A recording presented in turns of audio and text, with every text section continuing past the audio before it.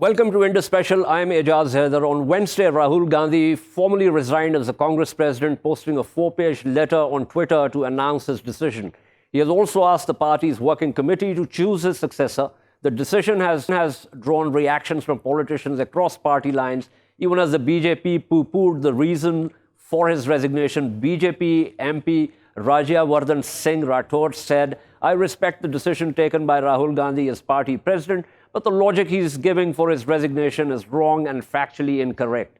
His party lost after people of this country have given massive mandate for Mr. Modi, and they were not ready to accept the dynastic and corrupt politics of Congress." National Conference Chief Farooq Abdullah said Mubarak ho that he stood by his decision. He's young and he can become president again in the future. He had always wanted someone else in that position. I can't say that defeat did this. I think he'll now work towards building the party. Meanwhile, his sister and party leader Priyanka Gandhi Vadra lauded him for his courageous decision. Taking to Twitter, Priyanka Gandhi said, "Few have the courage that you do, Rahul Gandhi. Deepest respect for your decision." Ms. Gandhi posted her brother's message by quote-tweeting the 4-page open letter by Rahul Gandhi. What exactly is in store for the Congress party? Would it be able to mount a serious challenge to the BJP, which has got an overwhelming mandate? Who's likely to replace Rahul Gandhi? To discuss this, we are joined by Neha Poonia, our correspondent in New Delhi, and Mr. Raashid Alvi, who is the Congress party spokesperson. Mr. Alvi, let me begin with you. How do you look at the situation? I mean, this is the second time that the Congress has been badly defeated in the elections, and now Rahul Gandhi has resigned. And his sister has actually talked quite a lot about the cadres, the Congress cadres, blaming them for the defeat. Is that shirking responsibility from the leadership? No, we are defeated second time in 2019. It is true, but it is a part of the democracy. We have ruled over the country for a very long time, and this time Bharatiya Janata Party has won the election, and there are so many questions. How BJP came back to power. But Rahul Gandhi, besides so many questions, he feels that he is responsible for the defeat of Congress party, for the debacle of the Congress party, while the fact is, it is not only he responsible for this. If any political party gets a defeat or any political party wins the election, entire party is responsible. All leaders are responsible. It is the greatness of Rahul Gandhi that he has taken the responsibility of this defeat. While the fact is, all workers of the Congress party, all leaders of the Congress party, they are insisting, they have been insisting on him to continue as president of the Congress party. We need him. But he's adamant. So the Congress wants to continue with the dynastic aspect of its leadership. Is that what you're saying? Because clearly, politically, he has not proven to be heavyweight enough to take the party forward. No, actually, in 2009, when we came back to power, earlier in 2004, Congress party came to power. Again in 2009, Congress party had formed the government, and it was Rahul Gandhi and Sonia Gandhi who were leading the party. That time, nobody raised this question that Rahul Gandhi is successful and Rahul Gandhi successfully has brought the Congress party to power. Now, if there is any defeat, then how can he be responsible? And only he can be. How can he be only responsible? If there is any question of accountability, we all are responsible. But now it is not a question. Rahul Gandhi has resigned, and he has specifically said that he has resigned. It is his courage, it is his greatness. Now we have our constitution, and on the basis of Constitution, Congress will continue and will elect its leader.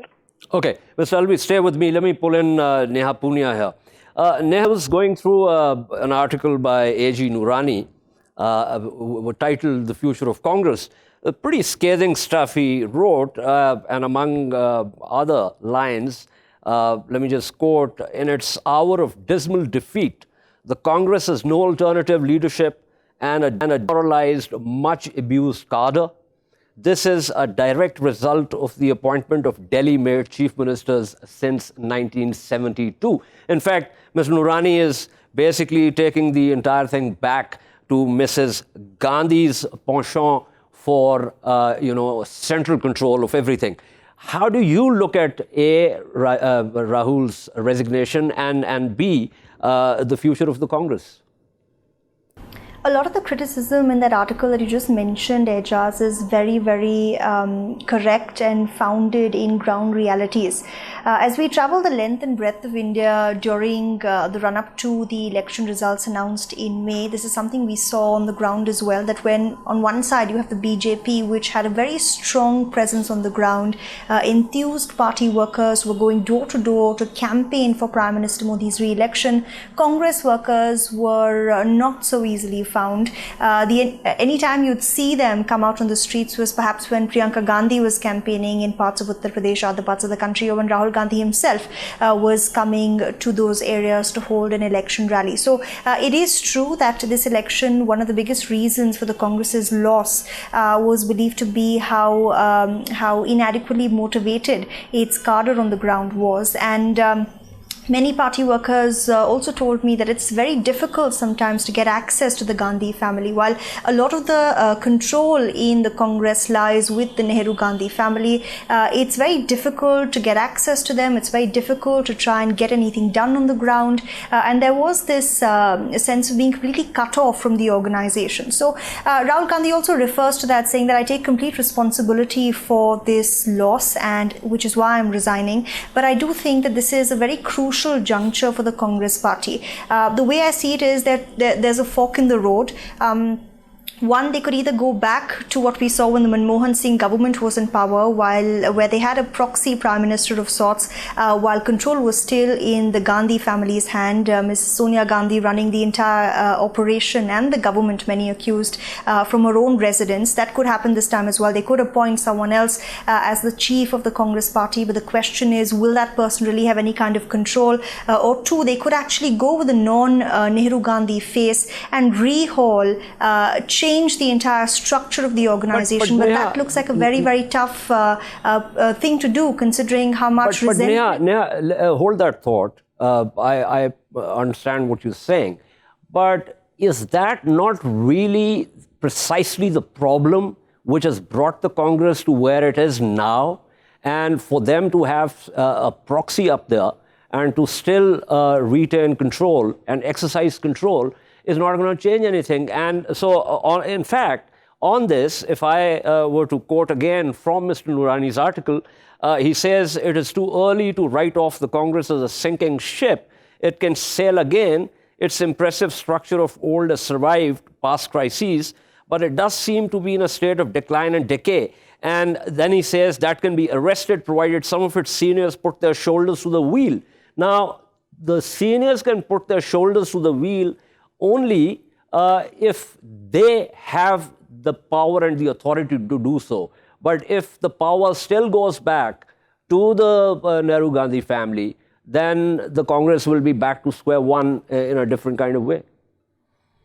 I agree with you 100%. I mean, that's also the problem here. The fact that if you listen to a lot of the senior leadership of the party that's come out to say they're saddened by Rahul Gandhi's resignation, but they do believe he shouldn't have resigned. Many people have been going on record to say that it's in fact a Nehru-Gandhi family member that's held this party of many, many factions together, which is why I said that this is a very, very crucial juncture for the Congress party. They cannot fall back into the old traps collapse once again. There is a need to change how the organization functions from the grassroots upwards. And Rahul Gandhi's resignation, at least he indicates, he's hoping this will be the catalyst that will make that change happen. But currently the problem is there's no leadership. The Congress has been so used to relying on the Nehru-Gandhi family for leadership, for giving direction to the party. Who are they going to rely on next? Rahul Gandhi's appointment was also about giving charge to the next generation. He was the Congress chief only for 2 years, and now the conversation is about appointing two senior leaders as interim chiefs of the Congress. So you're essentially going back to square one. Is senior leadership of the party, they might have experience on their hands, but are they able to really fight an election like the BJP does, where they're employing social media so well, they're able to reach voters on the ground, they're able to engage with them? There seems to be a serious disconnect, not only within the party, but with voters as well. So this is a do or die situation, Ejaz. And I don't agree with that article where they're saying that there could be possibility of revival of the Congress. The only way that will happen is with time. This is not something you can fix overnight. The problems run far too deep. Absolutely, I agree with you. And I think Mr. Noorani is basically saying that there's still time to put it back, the Humpty Dumpty together. But you're right, it's not going to happen overnight. In any case, the Congress is now going to be in the opposition for the next 5 years. Mr. Alvi, there's a bit of irony here because the BJP's top leadership is essentially old. It's not young. More than 65% of India is very young. And the Congress had a young president. And one would have thought that he would have a better sense of the pulse in the street among the youth and their aspirations than the oldies of the BJP. And yet, as Neha just pointed out, they managed to use the new tools way better than the Congress could. So something was really wrong in terms of the Congress's electoral and political strategy. Actually, you have to go through the history of Bharatiya Janata Party.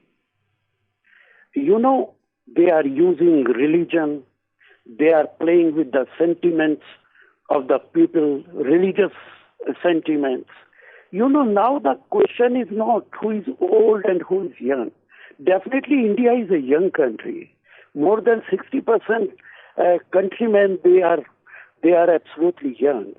But this is very transit time, very temporary period. And at the same time, Rahul Gandhi has also mentioned in his letter that this BJP government, we are accepting our defeat, but the reality is they have used all constitutional institutions. They have even including election commission. We have raised so many questions, not only Congress party. Entire opposition. But Mr. Alvi, I was saying that even if one were to accept that there were some irregularities, those irregularities in and of themselves would not have got the BJP the kind of numbers that it did. And so the Congress has to, in order to course correct, the Congress has to first accept that something went wrong and that it needs to look inwards and try and figure that out. Definitely, Congress party will come back. I am sure about it. And Rahul Gandhi will continue to lead the Congress party, whether he is president of the party or not. But he is the part of Congress party. We have collective leadership. It is also wrong that Gandhi family was running the entire government when Dr. Manmohan Singh was the Prime Minister. She was the president of Congress party.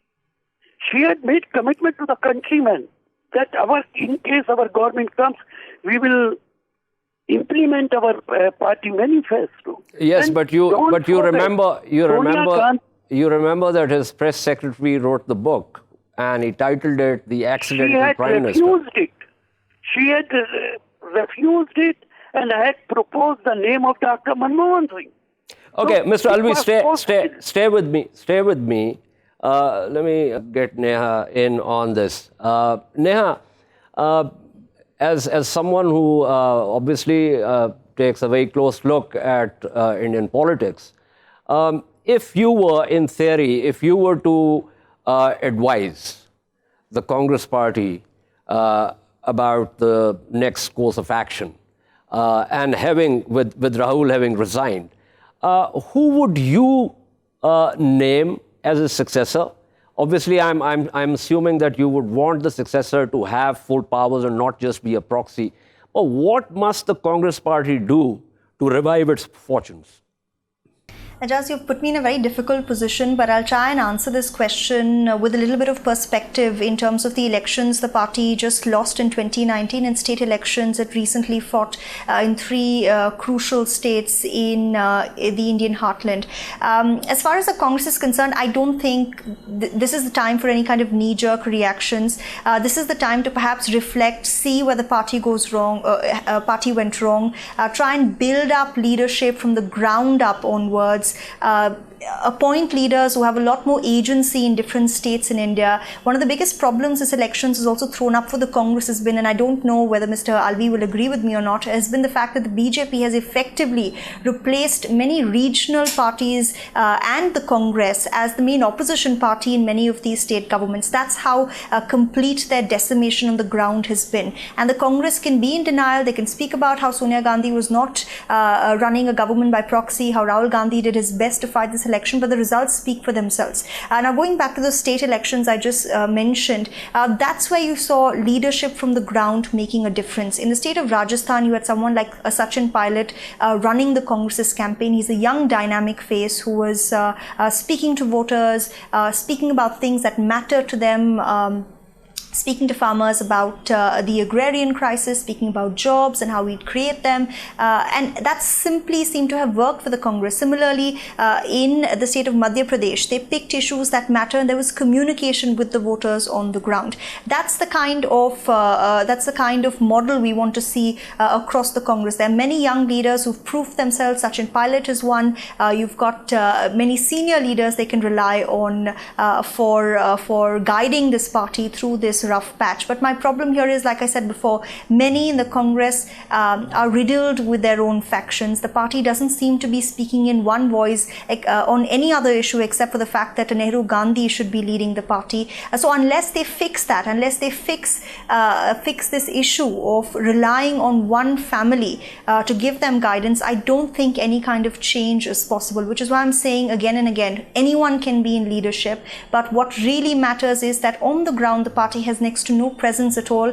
They need to appoint leaders in every state. They need to build their presence across India's 29 states, and only then can they even possibly stand a chance of challenging BJP in any upcoming election. But here's the problem. I mean, most of the critics, as you know way better than I do, talk about the fact that the Congress central leadership does not allow or does not like, they get fearful of state leaders who are strong. Amrinder Singh's name keeps coming up, and so on. I mean, there are other examples also, which is why Mr. Noorani was talking about, went back to 1972 and talked about Mrs. Gandhi in that article. So I think that is something which perhaps needs to change if the course of action that you're suggesting, and I agree with that, has to actually happen. But thank you so much, Neha Poonia, for your insights. Mr. Alvi, clearly, as Neha was saying, the Congress will have to do a lot of soul searching and get down to some, get down to the brass tacks. Yes, I think Neha wants to say something. It has just one point. You mentioned Amrinder Singh, and that's a very, very important example that you've given, primarily because he's the only Congress person who held on to his state. And that's an excellent example to follow. He's not someone who's particularly popular with the senior Congress leadership, but the fact that he was so involved in his own state's governance, the fact that he disagreed on so many issues with the Congress leadership while still managing to hold on to that state, one of the few states the Congress won in the 2019 election. elections, that's a perfect example that they should try and emulate. It's not about yes men. It's not about finding an echo chamber where you can hear your own voice over and over again. You need people who will challenge the leadership. And in the current Indian atmosphere, you might not like the BJP, you might not like how they do things, but they're a lean, mean election fighting machine, and they do it well. You have Prime Minister Modi, who is a face they project at every election rally, be it for state or federal elections, but they've also got local leaders who are carrying that work forward, who are constantly communicating with voters, either in person or using social media and various other methods of communication. So the Congress really needs to try and see how it can fit into this 21st century mode of fighting elections, and empowering leaders like Amarinder Singh is really the only way to go forward. Thank you so much, Neha, for your insights. Mr. Returning to you, clearly the Congress needs a lot of soul searching, needs to get down to brass tacks, and needs to take some really hard decisions. You know, definitely Congress party will, and all of us will work together and will go to the grassroots. But what Neha is saying, on one side, opposition and journalists, they say that Rahul Gandhi and Gandhi family, they have been dominating our Congress. They were running the government. And at the same time, she's just saying that Chief Minister Punjab, he has different opinion on different issues. So we have a democracy in our party. Bharatiya Janata Party and so many people. Mr. Alvi, Mr. Alvi, that's the thing.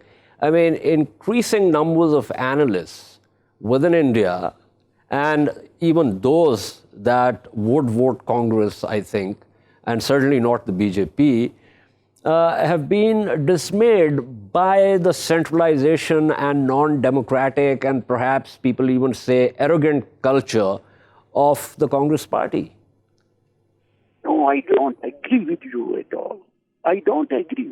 This is not me saying this. I'm talking about the analysts saying this. And he is the president of Congress party. Congress party is not a small party. It is not possible for anybody to meet every person at every time.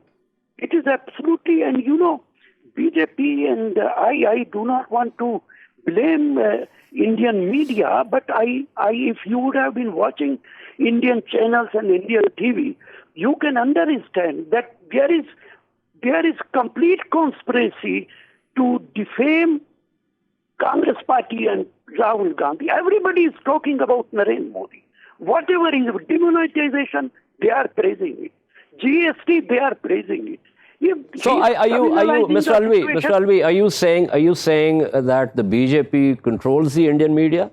You know, I try to understand. In our country, religious sentiments are very important. And one political party is playing with the religious sentiments. We are secular party. I am myself Muslim. I am a part of Congress party. I have been member of parliament for so many terms. So we all are together. We belong to secular party. We can't do Mr. Alvi, hold that thought. I am also joined by Mr. Rajeev Jaitly, who is the spokesperson for the BJP. Mr. Jaitly, welcome to the program. You were listening to Mr. Raashid Alvi, who's speaking on behalf of the Congress party. So one implication, of course, of what he said is that the BJP uses the religious card, and secondly, that it also controls the Indian media, and these, combined, have made the BJP into the political electoral behemoth that it has become. I'm certain that you would not agree with this, but your thoughts nonetheless.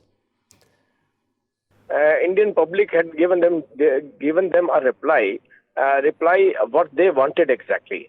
They wanted to have a different, they wanted to play in a different game altogether. But they were thinking, like, by dividing people, by communalizing people, by they say that they say the BJP is the divider because it uses the religion card. No. BJP, actually, entire country stood with BJP. Entire country had given mandate. So it is a mandate of people of India. It is not, it is not the different, electoral process by what you can have your Rajya Sabha seats. It was Lok Sabha election, and in this election, government will be chosen by the people of India. So whom they are blaming? Now they are blaming media. Sometimes they blame people of India. They don't go to the people. They don't go to even those people, those who didn't vote for them. Rahul Gandhi ji never. I mean, they didn't go to the place where from where he was Lok Sabha member for almost 1 decade. So I think they should understand. They should understand what went wrong with them, where they were wrong. So, Mr. Jaitly, tell me, as a politician yourself, and as someone who understands the electoral campaign, I was earlier speaking with a couple of other analysts who do not represent the Congress. They said that somehow the Congress wasn't really effective on the ground. Is that your observation also? No, actually, whether it is India or Pakistan, when people vote to get something. People want political parties to fulfill their commitment what they made while going for elections. So Narendra Modi ji has delivered. They have delivered, and people have realized.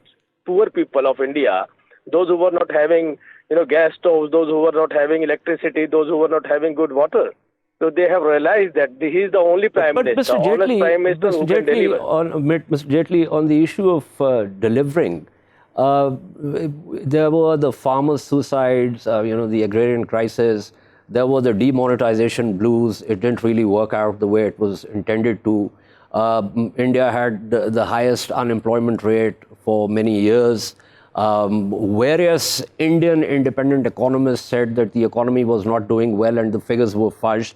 So as far as delivery is concerned, all the smart cities and the rest of it, none of that actually came about in the 5 years of Mr. Modi.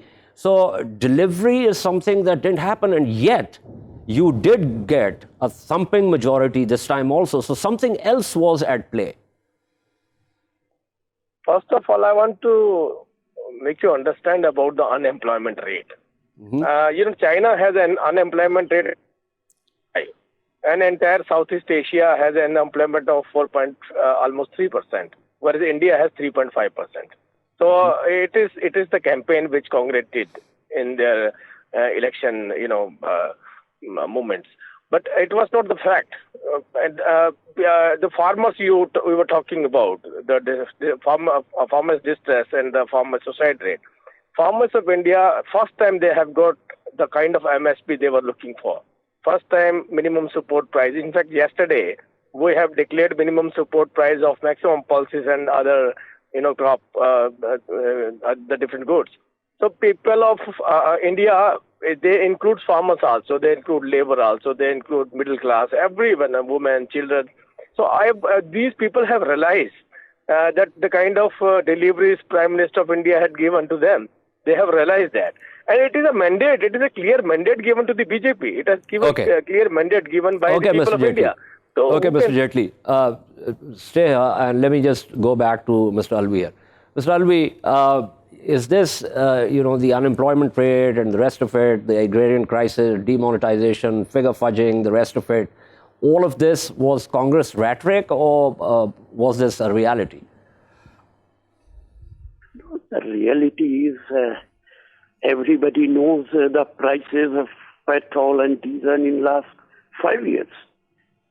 In international market, prices are coming down of crude oil. And here in our country, it was going up like anything. How can BJP answer of this question? And in last 5 years, this government has not done anything for a common man.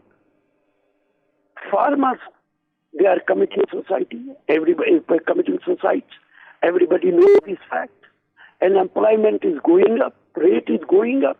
In last 1 year, maximum youngsters have become unemployed. And this is the So, fact. Mr. Alvi, You can't deny. Mr. Alvi, then quickly I have to wrap up. Only on I have to the wrap basis up of, also. Mr. Alvi, communal then can you tell me sentiment, why did the we have Congress why couldn't the Congress make use of all this? but a number of irregularities have taken place during election time. It is also the fact. But now I can say that coming 5 years he will continue as Prime Minister, and we expect that he will implement his promises. Just you ask Bharatiya Janata Party that what part of your what part of your manifesto have been implemented in last 5 years? Okay. What part of the BJP's manifesto is implemented in the last 5 years? Unfortunately, despite this, the Congress party could not really exploit the situation. Thank you so much, Mr. Rajeev Jaitly, the BJP spokesperson, and Mr. Raashid Alvi, the Congress spokesperson, for speaking with us. We'll take a short break and at the other end of the break, discuss the Taliban talks with a group of Afghan delegates over the weekend. Stay with us.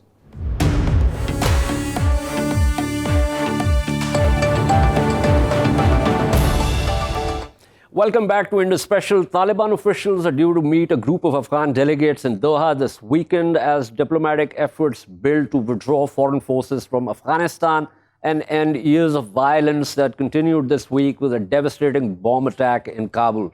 The weekend meeting brokered by Qatar and Germany will follow a separate strand of talks between Taliban militants and US diplomats this week aimed at agreeing a timeline for the withdrawal as well as security guarantees for a post-conflict Afghanistan. Those talks have gone on for longer than expected as the two sides wrangle over the timeline and over counter guarantees. Washington is demanding against Afghanistan being used as a base for militant groups, including Al-Qaeda and the Islamic State. Pressure to reach an agreement was underlined on Monday when the Taliban claimed a truck bomb attack in Kabul that killed or wounded scores of civilians, many of them unfortunately children. Two senior officials said the two sets of meetings were deeply interconnected but were being kept separate as the groundwork was laid for full peace talks later. The idea is to prevent an overlap, one said. A previously planned meeting in Qatar in April collapsed in fiasco before it even started amid arguments over the size of the proposed 250-strong Afghan delegation as well as over its status as a representative body. This time around 40 Afghan personalities and activists will fly to Doha but will not have any official status, a condition made necessary by the Taliban's refusal to deal directly with the Western-backed government in Kabul. What is the significance of this meeting, if at all? Does it indicate a first tentative step towards further rounds? To discuss this, we are joined by Rahimullah Yusufzai, who is the resident editor who's based in Peshawar, Ms. Zakia Wardak, who's an analyst and joins us from Kigali in Rwanda, and Mr. Javid Faisal, who's a former deputy spokesman for the chief executive of Afghanistan and joins us from Kabul. Ms. Wardak, how significant is this development, if at all? It's very hard to predict, what will happen in this talk and what will happen in Doha. But we are hoping that Afghan and Taliban US government will look at the what's happening in Afghanistan and also what the decision is going to be happening. It's going to be for the it will benefit the people of Afghanistan and also the whole people of Afghanistan, which is Taliban also is including.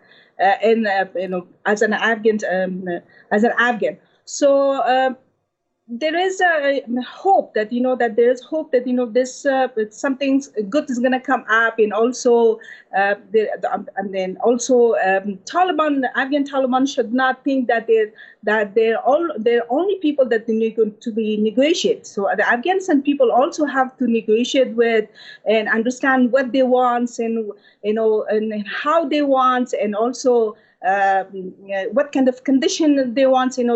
There's some certain of compromise should be happen between Afghanistan's people and also the Taliban. Okay. Mr. Faisal, what do you think about these talks, like unofficial delegation?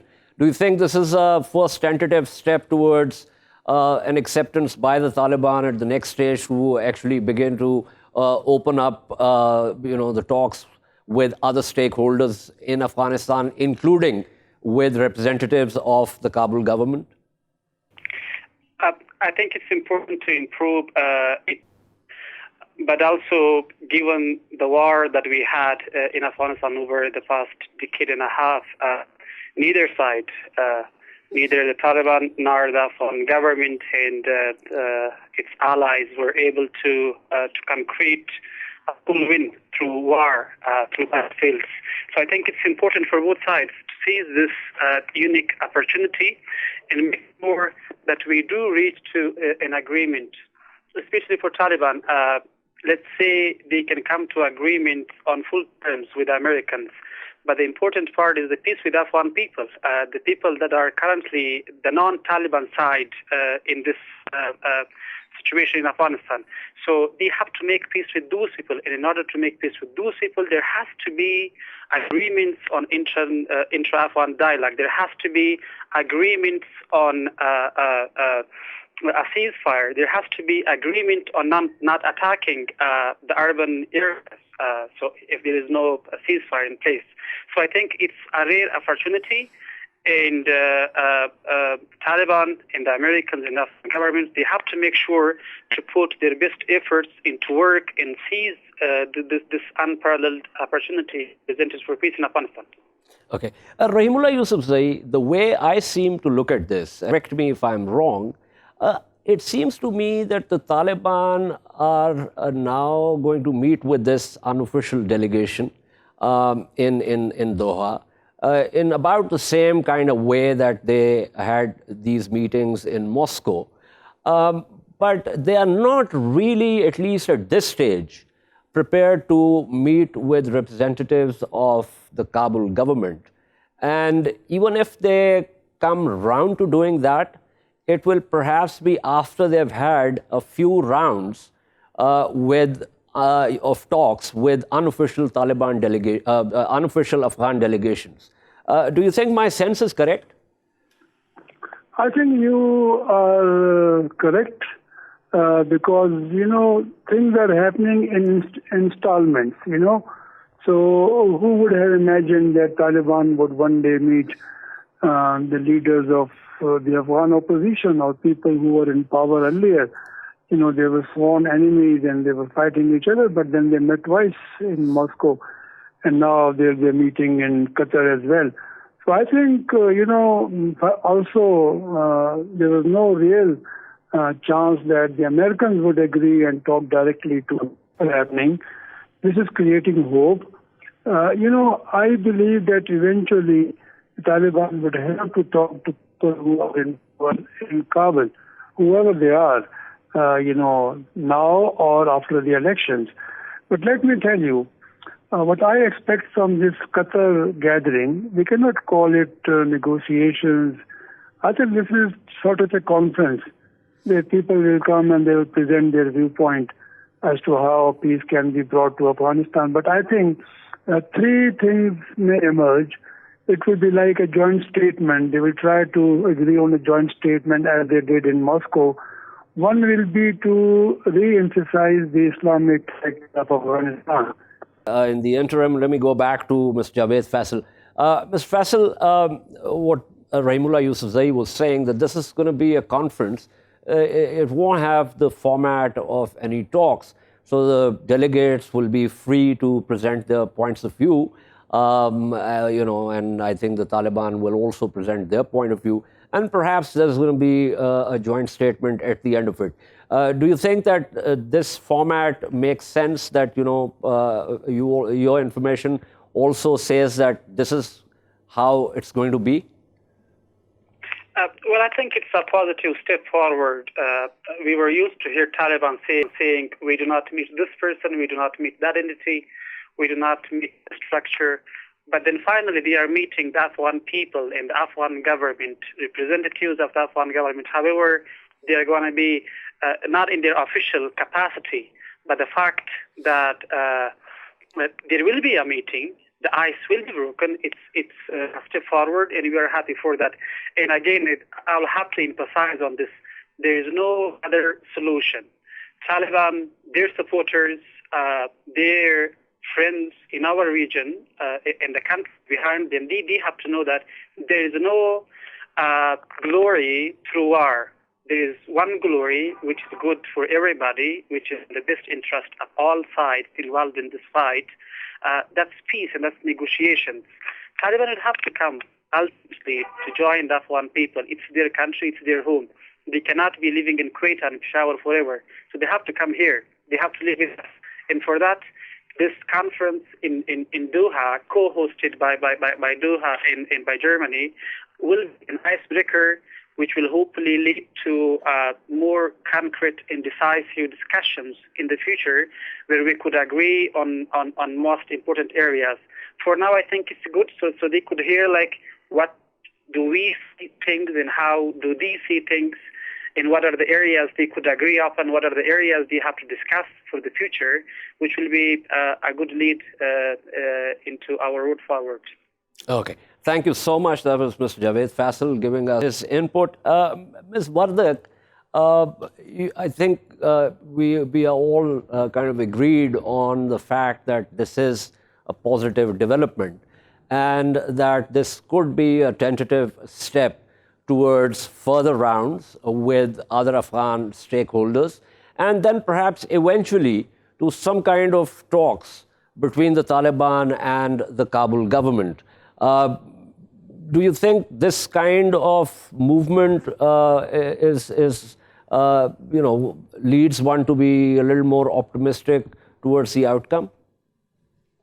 Well, actually, the people of Afghanistan are very optimistic, but it depends on Afghan Taliban, what they want, because so far they have rejected to talk to the Afghanistan's government or to have any kind of negotiations with the Afghanistan's government. So let's see what's going to happen in this on Doha on July 7th, what's the condition, what their condition will be, and how the people who are going, the civil society and other people are going, how they present Afghanistan's people, and what are their demands are, how they present their demands, and how they negotiate with the Afghan Taliban. So we have to wait, what's going to happen in there, We are very optimistic about it, so hopefully something good comes up. Will the women delegates present their perspective to the Taliban on how any future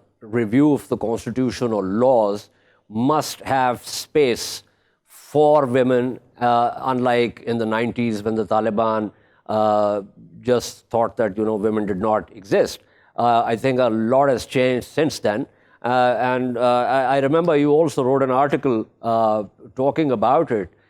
You think that the Taliban have also now changed their approach towards women, or they would still stick with their conventional position on the status of women?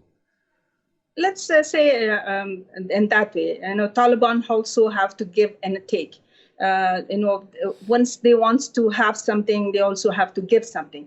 And they should remember that, that the people of Afghanistan wants to give an end to this terrorism and to this casualty and also, this insecurity. And especially women, I'm sure they are aware of it, and that we cannot go back to the era was when they were empowered and when they were in power in Afghanistan. So there's certain, like I said before that they have to, some kind of negotiation have to be happen between the Taliban and Afghanistan people. And also they have to know that Afghans women are not the same Afghan women were before. There we have Afghan women as in the leadership, we have, and the Afghan women in the parliaments, we have entrepreneurs. So absolutely. So a lot has changed. Thank you so much, Ms. Wardak. So I'm also joined by Mr. Bilal Sarwari.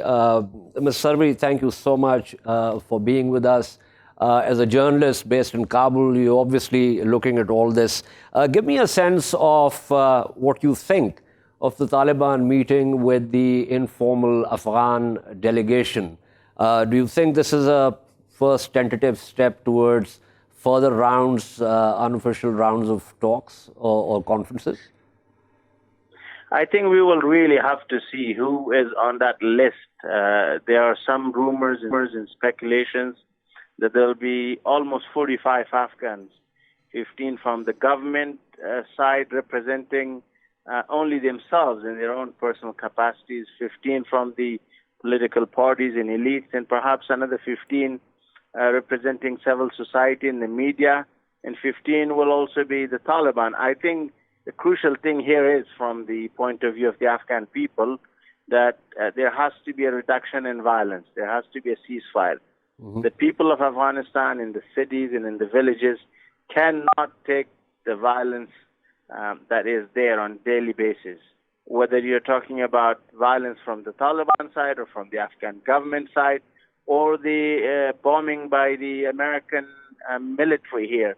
So I think that would have to be the outcome from the point of view of the Afghan people. But certainly, if these officials are meeting the Taliban, this might be about breaking ice. This also might be about establishing a personal relationship with the Taliban leaders and commanders. Absolutely. So ceasefire is also something that is being discussed in the formal talks between the US side and the Taliban side. And so you're saying that this is also something that will definitively come up in the informal, the unofficial conference when the Taliban meet with the Afghan delegates. Yes, I mean, we understand that the Taliban's prerequisite for a ceasefire is that the U.S. should announce a withdrawal date in the presence of the international observers. That's the demand of the Taliban. But I think, speaking from the point of view of the people of Afghanistan, just reporting the violence, seeing the number of Afghans getting killed every day, I think the hope here among ordinary Afghans is that there should be a ceasefire. That will be welcomed. Now, I understand that the Taliban's worry about a ceasefire is that they might lose the military momentum on the battlefield, that their fighters might speak to Afghan soldiers, and that they might not be encouraged to fight in the future. I can understand that fear. So we'll have to see that. But no doubt, you have not seen this level of progress, at least from the preparation point of view about peace talks in the last 18 years. And it now really also seems quite practical that peace might come. It might not come immediately. And even the biggest side in the war here, the American military, they have been speaking to the Taliban for weeks and days at times in Doha, and at times at the highest level. So I think that realization is here among the Afghan politicians, among the political elite, that they have to really reach some sort of a deal with the Taliban. Absolutely. Thank you so much, Mr. Bilal Sarwari, speaking with us, giving us a sense of how he looks at this upcoming conference. This is all for today. We shall see you tomorrow. Until then, it's goodbye.